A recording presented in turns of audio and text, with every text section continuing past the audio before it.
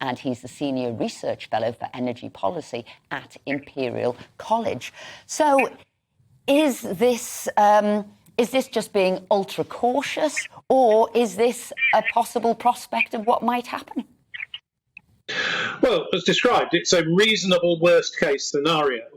We are getting increasingly concerned about what happens if a number of things go wrong at the same time.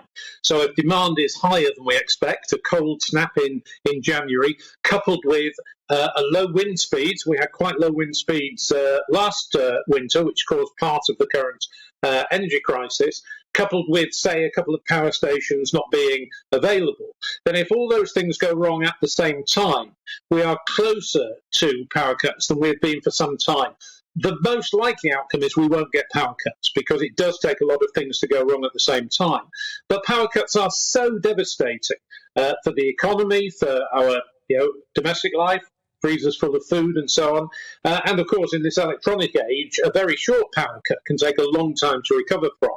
And so it is very important that the grid does look seriously at all of these unlikely but possible scenarios and make sure we're ready for them. Do you think that we could possibly be getting like public information broadcasts asking the public to limit their use of energy?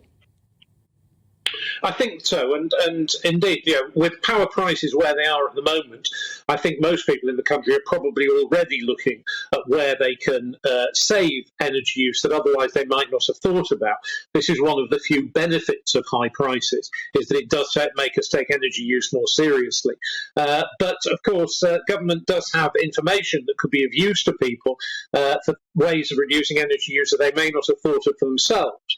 And I'm sure that a sensible public information campaign will be coming down the road, and the good thing too.